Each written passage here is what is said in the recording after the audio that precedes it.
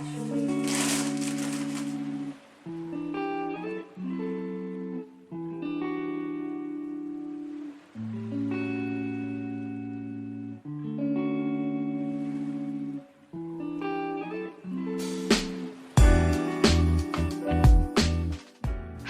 I'm Sophie welcome back to my channel. Whatever, today I've got another sketch with me to go with the one that I posted last month. Go watch that after this one if you haven't. But once again, I am talking about creativity, and I'm also drawing on my kitchen table. Look at that variety. But before we get into the creativity talk, let's talk about the sketch. So I reserved the page next to the page that I used for the previous sketch with me because I anticipated this video. I anticipated making another video for this. And before I even filmed this video, I had begun drawing on the pages after it because I just wanted to draw, and I knew that I wanted to save that piece of paper for this video. But every time I opened my sketchbook, I kept forgetting why I left this page blank.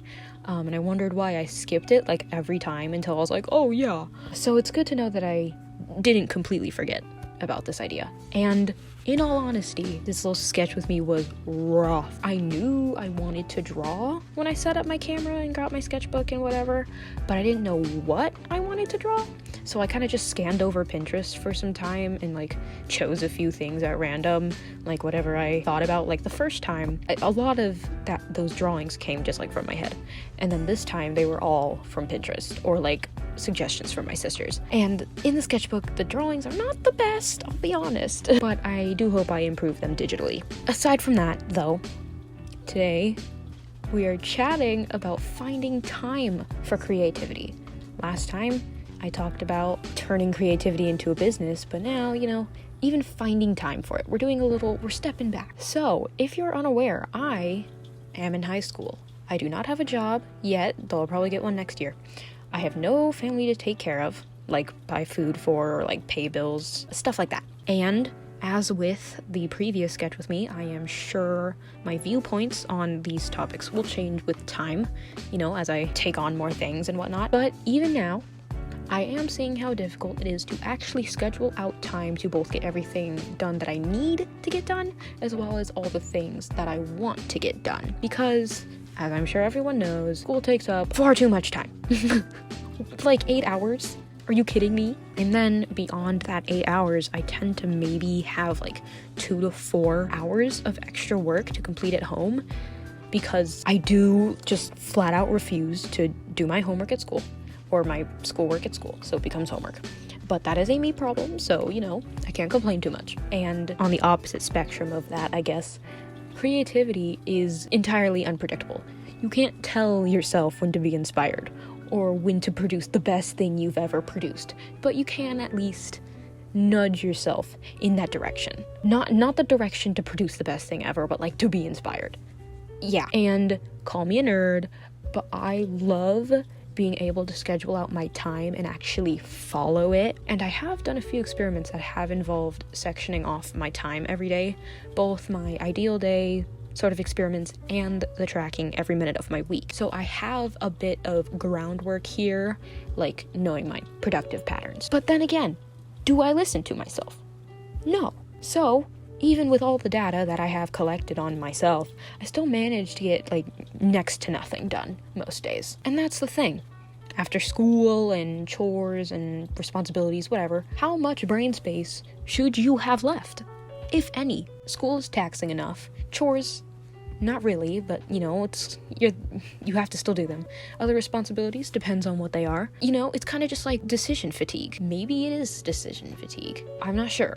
And I've had this problem since even before I was like seriously writing, when my main creative endeavor was drawing. I do still draw, obviously. You're watching a sketch with me. Anyways, it's just frustrating. As a creative person, you want to create. It's in the word. Creative. Yes. And not having the mental capacity or the time to do so is just annoying. So, finding the time to actually let the creativeness out is very nice. And that makes it sound really wrong. But you get the point. And personally, my current strategy is to just not sleep and to catch up on the sleep over the weekend. That is why every Saturday I sleep until like 1. So during the night I can actually get videos edited and, stay up until like 2.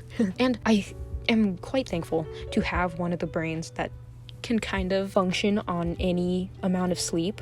Like, obviously it's not great, but it's not awful either. Like, I can get 4 hours and feel the same as I would with like 7 hours. It's not that different. So I can stay up to finish a video, to get up the next morning and whatever, with minimal issues. But on the topic of weekends, this is where I get most of my creative work done. And one day is usually spent with my sisters, so not much work gets done that day, but the other is typically filled with all the things that I couldn't do the other days of the week, like film talkative, chatty YouTube videos, or write whole chapters in my novels, or edit long vlogs. And so far, this has worked well.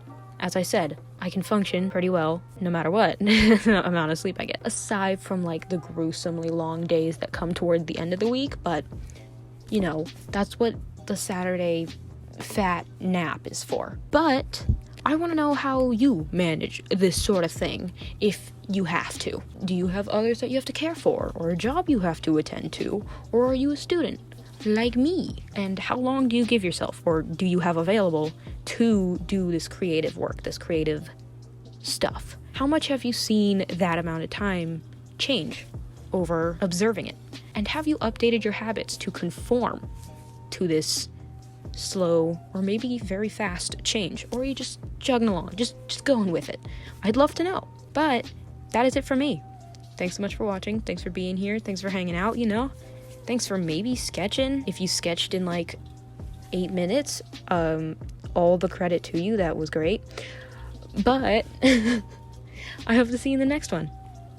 Peace.